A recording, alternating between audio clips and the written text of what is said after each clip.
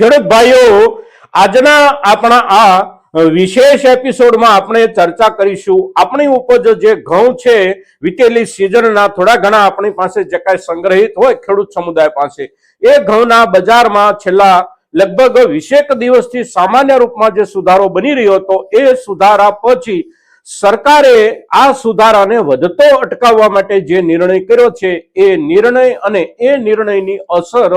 હવે પછીના દિવસોમાં આપણા ઘઉંના બજાર ભાવ પર પડે તો કેવી પડે અને જે કાંઈ અસર પડવાની સંભાવનાઓ અને શક્યતાઓ હોય એ વિશેષ રૂપમાં કઈ ક્વોલિટીના ઘઉં પર પડી શકે એની આજે આપણે જ્યારે ચર્ચા કરીએ છીએ ત્યારે આપણા ઘઉંના બજાર સાથે જોડાયેલા ખૂબ અગત્યના સમાચાર અને સરકારનો જે નિર્ણય છે આ સિઝનમાં નવી સિઝનનો મોટો નિર્ણય, આ નિર્ણયની આપણે જ્યારે ચર્ચા કરીએ છીએ ત્યારે આજના આપણા આ એપિસોડમાં આપ સૌ દર્શક મિત્રો અવશ્ય બન્યા રહેજો.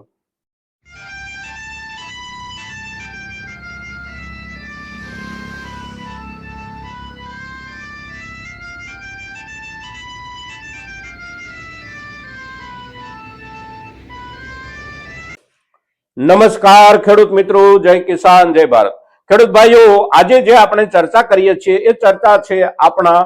ઘઉંની બજાર ભાવની અત્યારની પરિસ્થિતિ સાથે સાથે ઘઉંના બજારમાં થોડા ઘણા સુધારા પછી સરકારે ખુલ્લા બજારમાં પોતાની પાસેના સંગ્રહિત ઘઉંને ઉતારવાનો જે નિર્ણય કર્યો છે એ નિર્ણય પછી ગઈકાલનો દિવસ જોઈએ, પરમ દિવસનો દિવસ જોઈએ તો આ 2 દિવસ દરમિયાન સામાન્ય રૂપમાં ભાવોમાં થોડો ઘણો જે કાંઈ બદલાવ આવ્યો હોય એ બદલાવ પછીની વર્તમાન ભાવની સ્થિતિ સૌથી પહેલા આપણે જોઈએ તો આજે તારીખ છે 7 જાન્યુઆરી 2026 અને વાર છે બુધવાર. એટલે ગઈકાલે મંગળવારના દિવસે બજારો ચાલ્યા, પરમ દિવસે સોમવારના દિવસે બજારો ચાલ્યા. તો ગઈકાલના બજારોની સ્થિતિ જોઈએ અને આજના બજારોની સ્થિતિ આપણે જોઈએ તો મુખ્ય બજારો ઘઉંના અત્યારના સમયે જે કાંઈ ગણી શકાતા હોય એ બજારો એટલે મધ્યપ્રદેશના માર્કેટિંગ યાર્ડો અને ત્યાર પછી દેશના તમામ રાજ્યો પાછળના ક્રમે રહેતા હોય છે. તો બજાર ભાવોમાં જે કાંઈ ફેરફાર થોડો ઘણો આવ્યો છે એ ફેરફાર એટલે લગભગ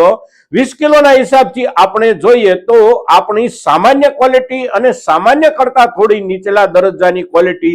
જે કાંઈ હતી આ ઘઉંમાં 20 કિલોએ લગભગ 15 થી 20 રૂપિયા સુધીનો ભાવમાં ઘટાડો આવ્યો છે. સારી ક્વોલિટી હતી એમાં બહુ ફેરફાર નથી અને સુપર બેસ્ટ ક્વોલિટી હજી જળવાઈ રહી છે. પણ એકંદર બજારમાં જે કાંઈ વધારો પાછળના દિવસોમાં આવ્યો તો એ વધારા પછી સરકારે જે નિર્ણય કર્યો પોતાની પાસેના સંગ્રહિત ઘઉંના સ્ટોકમાંથી ખુલ્લા બજારમાં સ્ટોક અત્યારે વેચવાનો એ નિર્ણયની અસર નીચે બજારમાં થોડું ઘણું દબાણ બન્યું છે. હવે આ જે દબાણ બન્યું છે એની સાથે જોડાયેલો સરકારનો જે નિર્ણય છે એ નિર્ણય તરફ આપણે એક નજર નાખીએ અને એના આધારે આપણે નક્કી કરીએ કે હવે ઉકલતી સિઝનમાં આપણી પાસે જે કાંઈ સંગ્રહિત ઘઉંનો જથ્થો થોડો ઘણો કોઈ પણ ખેડૂતો પાસે બચેલો હોય તો એમણે શું નિર્ણય કરવો. હવે સરકાર પાસે ગયા વર્ષની ખરીદીનો ઘઉંનો જથ્થો ખૂબ મોટા પ્રમાણમાં આ વર્ષમાં હજી પણ સચવાયેલો પડ્યો છે. કારણ કે આ આખા વર્ષ દરમિયાન ઘઉંના બજાર ભાવમાં કોઈ પણ સમયગાળા દરમિયાન એટલો બધો મોટો વધારો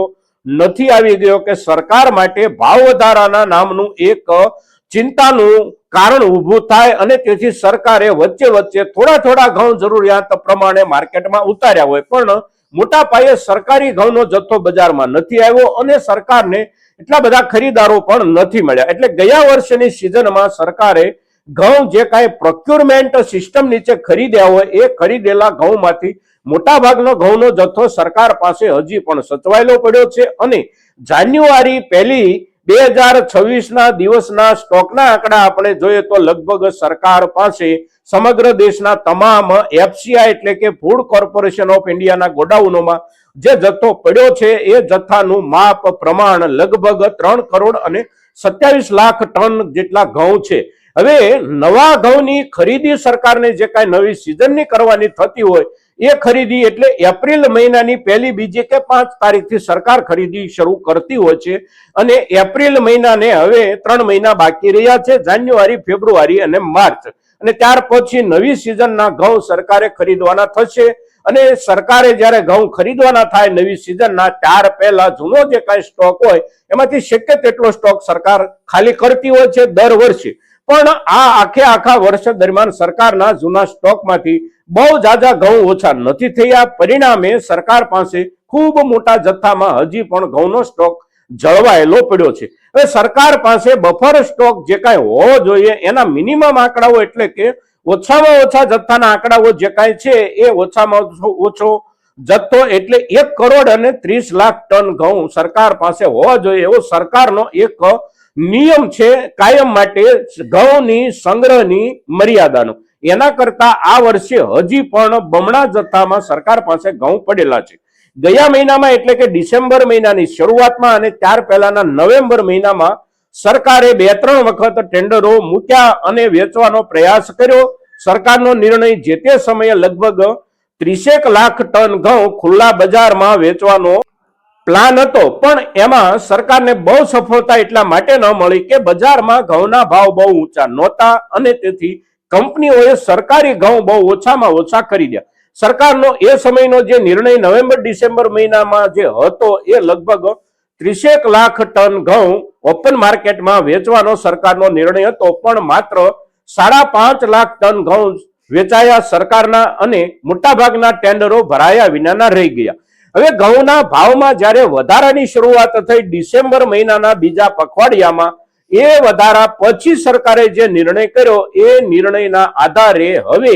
બજારમાં મીડિયમ ક્વોલિટીના ઘઉં અને નીચલા દરજ્જાની ક્વોલિટીના ઘઉં કે જે ઘઉં સરકાર વેચવાની હોય એ ઘઉંના માર્કેટમાં થોડો ઘણો ફરક છેલ્લા 2 દિવસથી જોવા મળી રહ્યો છે. અને સરકાર અત્યારે એટલે કે આ દિવસો દરમિયાન જે કાંઈ જથ્થો વેચવાની છે એ જથ્થો વેચવા માટે સરકારી ટેન્ડર જે ઓપન થશે એ થશે 9 જાન્યુઆરીથી. આજે આપણે 7 જાન્યુઆરીએ વાત કરી રહ્યા છીએ એટલે પરમ દિવસથી સરકારી વેબસાઇટ પર ટેન્ડરોની માહિતીઓ ખુલ્લી થશે અને વેપારીઓ જે કોઈ લાયકાત ધરાવતા હોય એ વેપારીઓ સરકારી ખરીદીના જે કાંઈ ટેન્ડરો છે એ ટેન્ડરો ભરશે. અને ટેન્ડરો ભરવાની જે તારીખ છે એ 14 જાન્યુઆરી નક્કી થઈ છે. એટલે 14 જાન્યુઆરીએ સરકાર આ વખતે લગભગ 20 લાખ ટન ઘઉં વેચવાનો નિર્ણય કરી અને અત્યારે ટેન્ડરો લાવી રહી છે. હવે એમાંથી સરકારી ઘઉં કેટલા વેચાય છે અને કયા રાજ્યમાં કેટલા વેચાય છે, કયા રાજ્યમાં સરકાર પાસે કઈ ક્વોલિટીનો જથ્થો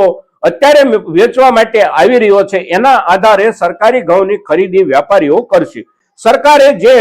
મિનિમમ રેટ નક્કી કર્યો છે એટલે કે રિઝર્વ પ્રાઇસ જે નક્કી કરી છે એ રિઝર્વ પ્રાઇસ છે 100 કિલો એટલે કે 1 ક્વિન્ટલના 2,550 રૂપિયા. હવે 2,550 રૂપિયાનો સરકારે ભાવ જે નક્કી કર્યો છે એ ભાવના આસપાસના ઘઉં જે કાંઈ બજારમાં વેચાઈ રહ્યા છે એ ઘઉંના ભાવ પર એની અસર અવશ્ય પડશે. હવે સરેરાશ ભાવ આપણે જોઈએ તો ડિસેમ્બર મહિનાના છેલ્લા અઠવાડિયામાં અને જાન્યુઆરી મહિનાના પહેલા અઠવાડિયા દરમિયાન સરેરાશ ભાવનું જે ધોરણ માર્કેટોમાં રહ્યું એ ધોરણ એટલે લગભગ 2,800 રૂપિયાને સરેરાશ ભાવ આ વીતેલા 2 અઠવાડિયા દરમિયાનનો ગણવામાં આવે છે. હવે 2,800 રૂપિયા ક્વિન્ટલના હોય તો 20 કિલોના હિસાબથી આપણે જોઈએ તો લગભગ 560 રૂપિયા જેટલો સરેરાશ ભાવ થયો. કારણ કે સરેરાશ ભાવને જ્યારે ગણવામાં આવતો હોય ત્યારે ઉપરનો ભાવ અને નીચેનો ભાવ આ બધા જ ભાવો ગણી અને જે મીડિયમ આંકડાઓ મળતા હોય એ આંકડાઓ એટલે આ પ્રમાણેનો ભાવ. અને સામાન્ય રૂપમાં બજારમાં આપણે જોઈએ તો પણ વીતેલા સમય દરમિયાન નીચલા દરજ્જાના ઘઉં 450 રૂપિયા 20 કિલોના ભાવથી માર્કેટિંગ યાર્ડમાં વેચાવાના જે કાંઈ શરૂ થતા હોય ત્યાંથી લઈ અને લગભગ 700 રૂપિયા સુધી એક્સ્ટ્રા સુપર બેસ્ટ ક્વોલિટીના ઘઉં આપણા વેચાઈ રહ્યા હતા. એટલે મીડિયમ ગાળો 550 રૂપિયા કે 560 રૂપિયા સ્વાભાવિક રીતે બનતો હોય છે. હવે આ જે ભાવ બન્યો છે એ ભાવ પછી સરકારે પોતાના તરફથી ઘઉં જ્યારે વેચવા માટે બજારમાં મૂક્યા છે ત્યારે જે બીજા ત્રીજા ક્રમના આપણા ઘઉં હોય કે જેમાં સળો બેઠો હોય, થોડો ઘણો પાવડર પડવાની શરૂઆત થઈ ગઈ હોય, આ પ્રકારના જે આપણા ઘઉં છે એ ઘઉંના બજાર ભાવ પર સામાન્ય રૂપમાં અસર પડી શકે છે. સારામાં સારી ક્વોલિટી આપણી હોય, best quality, super best quality હોય તો આ ઘઉંના ભાવમાં અસર પડે, નુકસાનકારક એવી શક્યતાઓ બહુ ઓછી છે. પણ સાથે સાથે ભાવમાં એટલે કે એ ઘઉંના ભાવમાં પાછળના દિવસોમાં જે કાંઈ સુધારો બનતો હતો એવો સુધારો કદાચ ન બને, સુધારો અટકી જાય આવું બની શકે છે. અને હવે નવી સિઝન જ્યારે બહુ નજીક આવી રહી છે ત્યારે આપણી પાસે જે કાંઈ સંગ્રહિત ઘઉં હોય એ ઘઉં પૈકી બીજા ત્રીજા ક્રમના ઘઉંનો આપણે સમયસર નિકાલ કરવાનો નિર્ણય કરીએ. મિત્રો, ઘઉંના બજાર ભાવની સ્થિતિને ધ્યાનમાં રાખી અને સરકારે કરેલા નિર્ણયની આપણે જ્યારે ચર્ચા કરીએ છીએ ત્યારે એની અસર કયા વર્ગ પર થશે, કેટલી થશે, એની એક સામાન્ય માહિતી આપ સૌ સુધી પહોંચાડવાનો આ જે પ્રયાસ છે એ પ્રયાસ મહત્તમ ખેડૂતો સુધી પહોંચે એને માટે આપ સૌના સહયોગની અપેક્ષા સાથે જય કિસાન, જય ભારત.